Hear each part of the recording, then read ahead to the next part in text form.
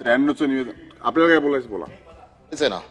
सभापती महोदय, सभागृहाचे विरोधी पक्ष नेते अंबादास दानवे यांनी सभागृहाच्या कामकाजाबद्दल इथे जे काही नमूद केलं त्याच्याशी आम्ही देखील सगळे सहमत आहोत.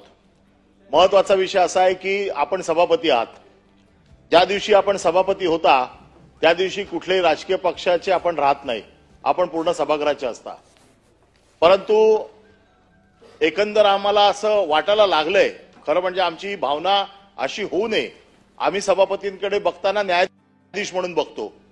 कारण हे घटनापीठ आहे, ही काय अशी गावच्या चौकावरची खुर्ची नाहीये की याच्यावरती काही बसलं आणि काही केलं तर चालतं. या सभागृहात जे काही निर्णय होतात याची दखल देश पातळीवरती घेतली जाते. या सभागृहात जे रुलिंग दिले जातात याची देखील दखल देश पातळीवरती घेतली जाते.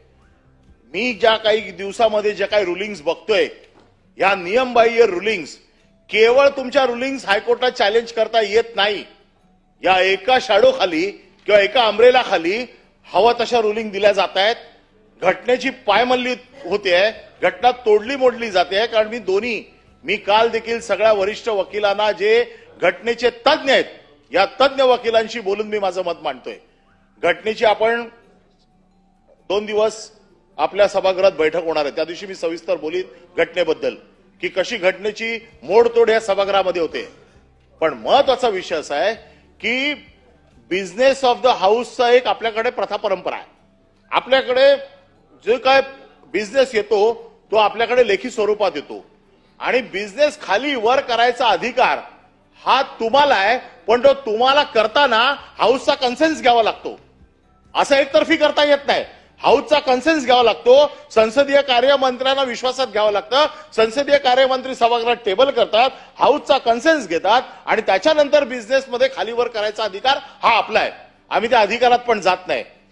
पण आजकाल काय चाललंय, पॉइंट ऑफ इन्फॉर्मेशन मध्ये विश्वासाचा ठराव येतो.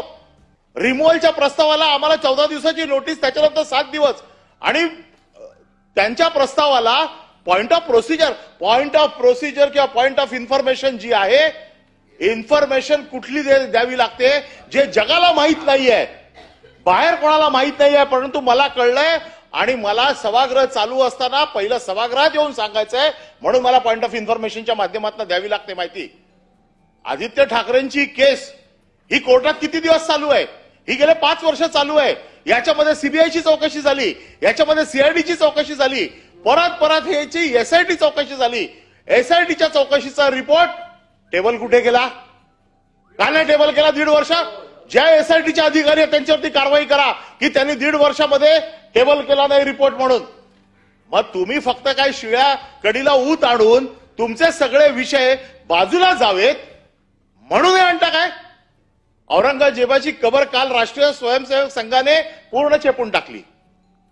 आज दुसरा विषय नाही. आदित्य ठाकरे ठीक आहे, आदित्य ठाकरेंची चौकशी करायला आमचं काहीच म्हणणं नाहीये. या सभागृहात मंत्री उत्तर देताना काय देतात की मॅटर सबज्युडाइज आहे, कोर्टाच्या समोर आहे, न्याय प्रविष्ट आहे. हे प्रकरण तुम्हाला माहित नाही. एका सामाजिक कार्यकर्त्याने आता पण कोर्टामध्ये त्याची हिअरिंग चालू आहे. 17 फेब्रुवारीला त्याची हिअरिंग फायनल होणार होती. त्या दिवशी मुख्य न्यायमूर्ती इथे नव्हते म्हणून त्याला पुढची डेट दिली. कालचं जे पिटिशन झालंय या पिटिशन मध्ये त्या पिटिशनला आमचं पिटिशन टॅग करावं असं पिटिशन आहे. कॉपी पेस्ट पिटिशन आहे. हे कोण करते? आम्हाला न कळलं एवढे आम्ही मूर्ख आहोत का?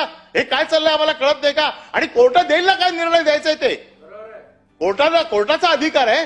मॅटर सबज्युडाइज असताना तुम्ही कसं ठरवणार? आणि पॉइंट ऑफ इन्फॉर्मेशन मध्ये येते का? तुम्हाला माहित नाही? तुम्ही पेपर वाचत नाही? आम्ही सभासद काय पेपर वाचत नाही? आम्हाला काय माहित नाही? पॉइंट ऑफ इन्फॉर्मेशन कुठला येतो? ज्यावेळेला सभागृहाला एखादी गोष्ट माहित नसते, बाहेर काहीतरी असं होतं की सभागृहाला सावध करणं गरजेचं असतं. सभापती महोदय, तुम्ही देखील या सगळ्या गोष्टी मान्य करताना हे सगळं नियमाप्रमाणे केलं पाहिजे असं आमचं म्हणणं आहे. आणि म्हणून आदित्य ठाकरेंच्या वरती आज ज्यांनी प्रस्ताव आणलाय त्यांचं एकच ट्विट मी वाचून दाखवतो. त्यावेळेचं ट्विट त्यांचं काय, डॉक्टर मनीषा कायंदे त्यांनी ट्विट केले. त्यावेळेला सीबीआयचा रिपोर्ट आला. सीबीआयने ज्यावेळेला क्लीन चिट दिली त्यावेळेला सत्य परेशान हो सकता है पराजित नाही याची प्रचिती देशवासियांना आलेली आहे. दिशा सालियनचा मृत्यू अपघाताने झाला असल्याची सीबीआयच्या अहवालात उघड झाले आहे.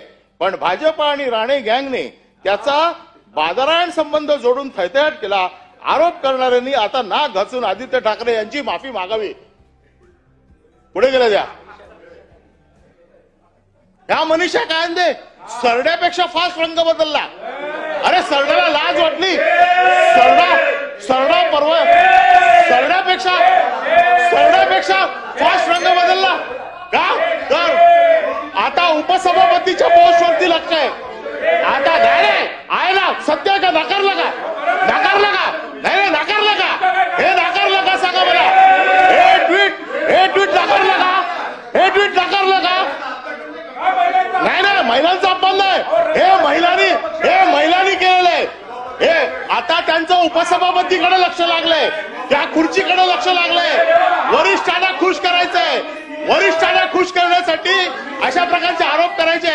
अरे सरडा पण लाजला. सरडा सकाळी माझ्या घरासमोर चालला होता, पळाला. सरडाला पण शरम वाटली. जागेवर बसा. काय चाललंय?